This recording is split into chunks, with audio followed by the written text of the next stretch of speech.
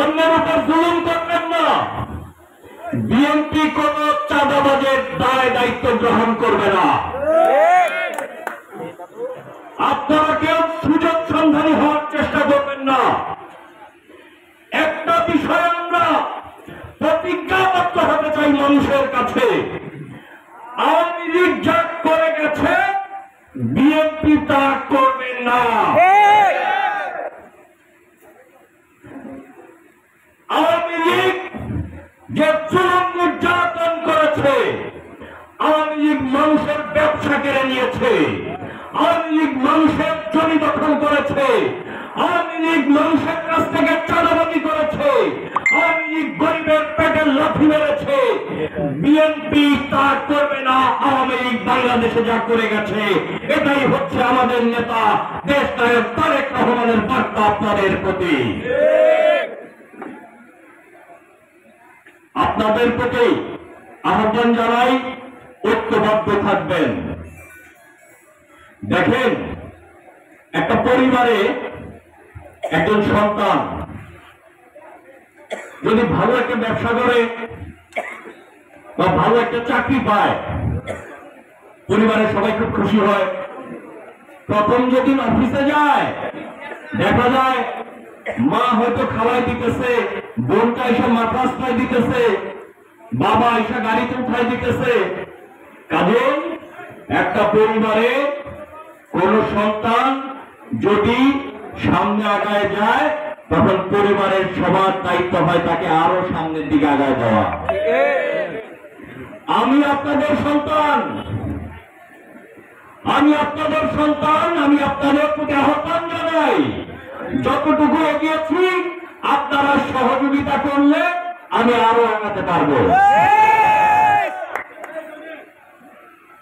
আপনারা বিশ্বাস করেন, আমি এইখানে অনেকেই বক্তব্য রেখেছে,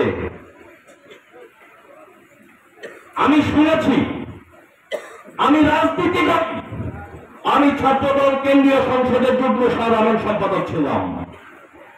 1996 সালে শেখ হাসিনা যখন বাংলাদেশের প্রথম প্রধানমন্ত্রী হয় এবং প্রথম যে জুলুমটা শুরু করে সেই জুলুমের শিকার আমি। ঢাকা বিশ্ববিদ্যালয় ক্যাম্পাসে আমার উপর পুলিশ টিয়ার সেল নিক্ষেপ করে আমার 8টা দাঁত ফেলে দিয়েছিল 1996 সালে।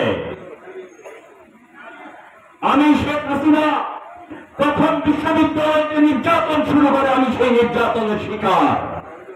অনেক মামলা মোকদ্দমা জেল জুলুম মোকাবেলা করে আজকে এখানে এসেছি।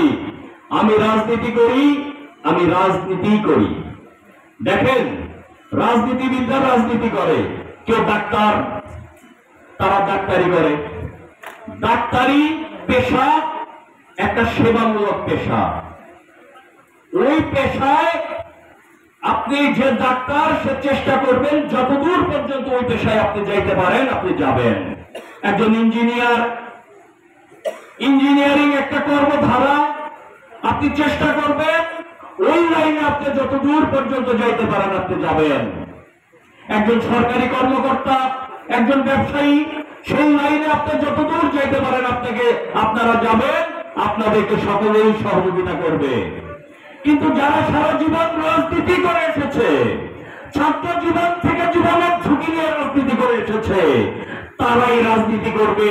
তারা মানুষের জন্য সেবামূলক কাজ করবে, মানুষকে নিয়ে সামনে এগিয়ে যাবে, রাষ্ট্রের পরিবর্তন ঘটাবে, রাষ্ট্র সংস্কারের জন্য কাজ করবে, এই জাতিকে নেতৃত্ব দেবে। এটাই স্বাভাবিক। আমরা সবাই এক, আমাদের মধ্যে কোনো বিভেদ নাই। মাঝে মধ্যে একটু ভুল ভ্রান্তি হয়তো হয়, এগুলো আমরা সময় মতো আবার ঠিক করে নিতে পারবো। আপনারা হতাশ হবেন না, ইনশাল্লাহ আমাদের নেতা দেশ নায়ক তারেক রহমানের নেতৃত্বে বাংলাদেশকে আমরা গণপ্রজাতন্ত্রী বাংলাদেশ হিসেবে গড়ে তুলব। আজকে যে সরকার, এই সরকার কাজ করে যাচ্ছে, আমরা তাদেরকে সহযোগিতা করে যাচ্ছি, রাষ্ট্র সংস্কারের জন্য, সহযোগিতা করে যাচ্ছি সুআইন সুশাসন প্রতিষ্ঠার জন্য, সহযোগিতা করে যাচ্ছি সুবিচার প্রতিষ্ঠার জন্য, সহযোগিতা করে যাচ্ছি।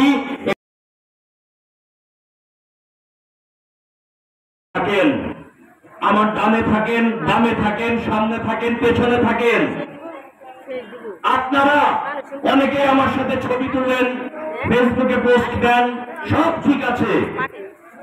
সবার সম্পর্কে আমার সবসময় সবকিছু জানা সম্ভব হয় না। সবার ব্যক্তিগত বিষয় আমি জানতে পারি না সবসময়। কেউ যদি কোনো সামাজিক কার্যক্রমে লিপ্ত হন, কেউ যদি কোনো দুষ্কর্মে লিপ্ত হন, সেই দায়িত্ব আমি নিব না, সেই দায়িত্ব বিএনপিও নিবে না।